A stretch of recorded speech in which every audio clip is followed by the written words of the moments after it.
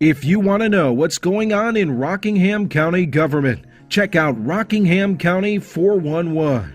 If you're interested in county governmental programs, projects, and services, don't miss Rockingham County 411. Public Information Officer Mabel Scott will share important, crucial news you can use with Rockingham County 411. Rockingham County 411. You're in a good place, and let's talk about good news. We have with us today Emily Thacker with the Rockingham County 911 Telecommunications Department, who you know is very, very crucial and important for keeping us safe here in Rockingham County. She is also part of the Eden Rescue Squad family. You know her best because last year this time there was a big celebration and a big fundraiser, Heroes for a Cure, breast cancer walk run, and it was all done by your friends and colleagues, Jennifer Bond and many other telecommunicators who work here at Rockingham County government, and they were doing it in support of you. Mm-hmm. Tell us about that walk run where we all participated and got our little pink shirts. It was awesome. So it was a huge support in so many ways. Cancer is not a cheap disease. It's not a cheap diagnosis. It's a really expensive.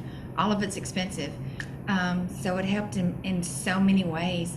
Even getting to chemo treatments and things that my coworkers did things along with the 5K, which was just amazing, and the emotional support was just unreal. Co-workers from all over Rockingham County participated and then donated sick leave.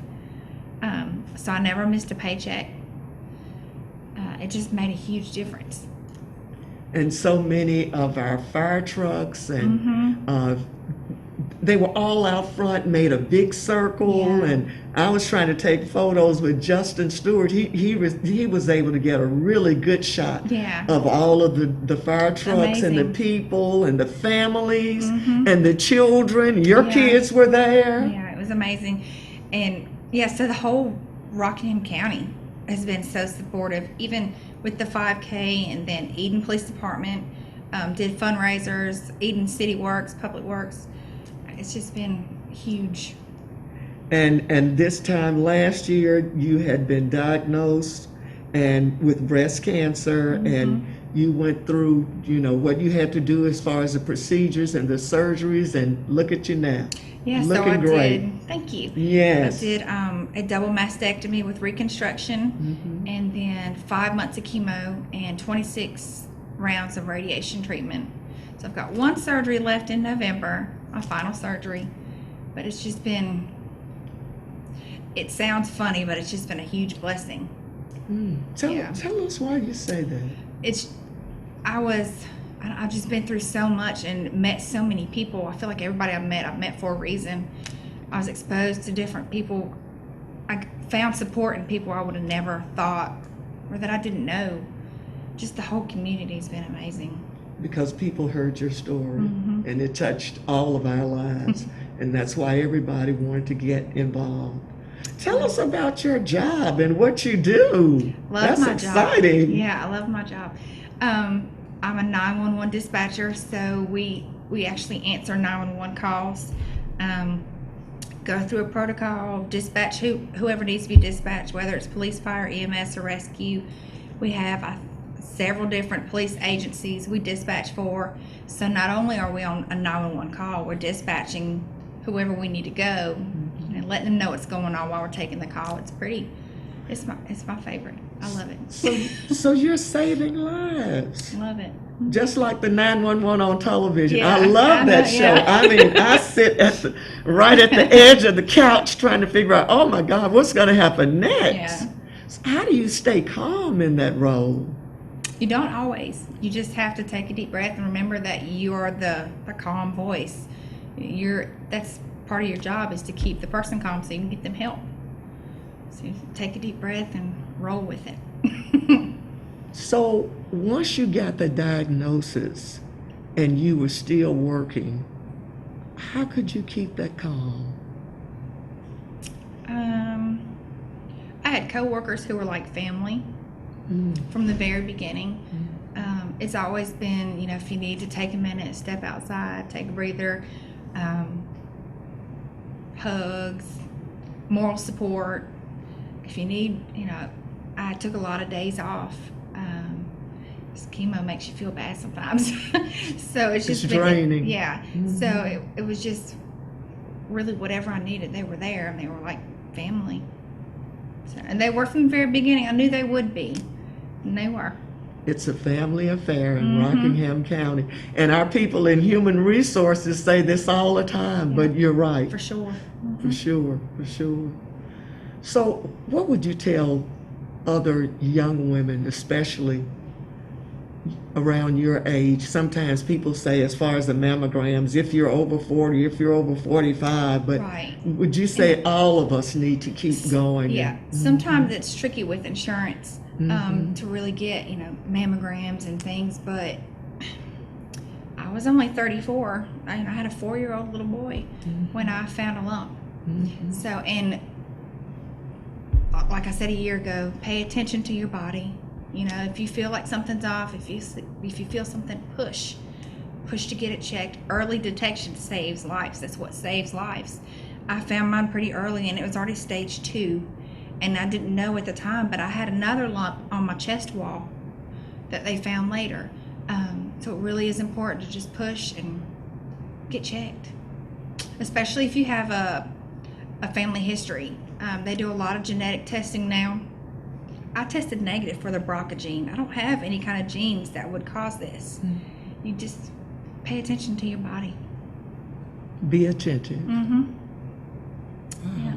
How did you talk to your children?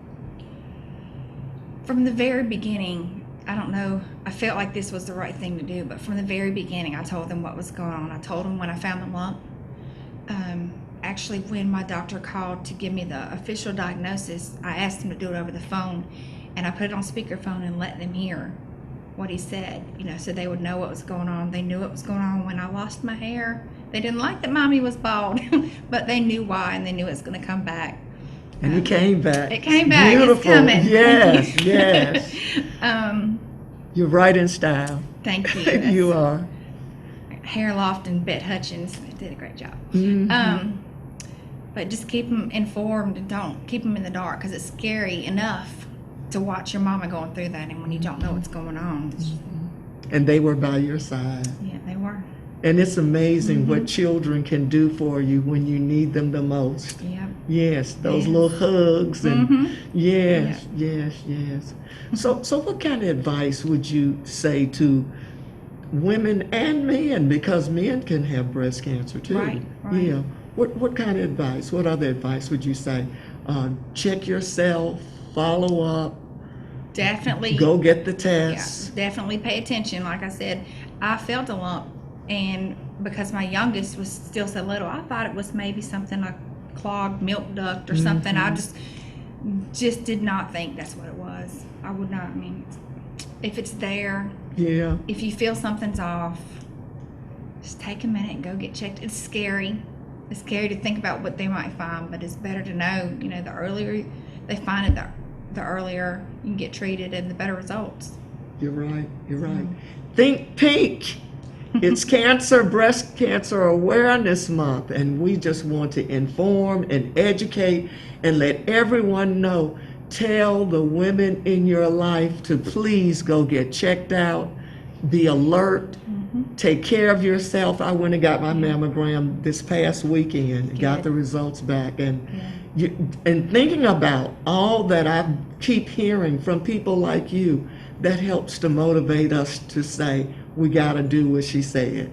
Yes, and we appreciate you taking the time to come here and to share with us. You look fabulous. I know your kids are jumping up and down, aren't they? They are. They're happy. Last year we were able to raise what you needed to help along, but it's those hugs and that encouragement that I know that's priceless, just absolutely priceless. So I wanted to mention one more thing. Such a huge part of breast cancer is treatment Research is huge. There are so many good foundations that we can donate to. Obviously, the Breast Cancer Foundation, Little Pink Houses of Hope. You have to Google it. They do amazing things for cancer survivors and their families. There are just some really amazing foundations we can get involved with, and in many ways. We appreciate you being here. Thank you. You have just made my day. You have. I'm ready for October for real, and we're all ready to wear pink and to join everybody, the 411 telecommunicators, as you all wear pink every day. Rodney Kate said that you all would be back in your pink, and we're all here together. We are, and we want you to know we are still thinking about you. Thank you. Prayers don't stop. We just keep on thinking about you. We have to share love with all the folks we work with. We spend a lot of time with our colleagues here every day. So that's why we become the family that you just heard her describe. Thank you so much for joining us. Don't forget to tell the women in your life, it's Breast Cancer Awareness Month.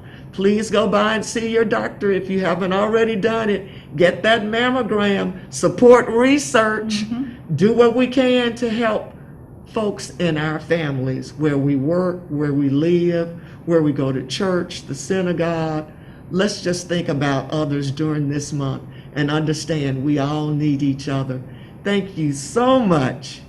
Thank you. I tell you, Emily Thacker, you are amazing. And we thank you for all that you've done, and we thank you for being here today. Rockingham County 411, you're in a good place.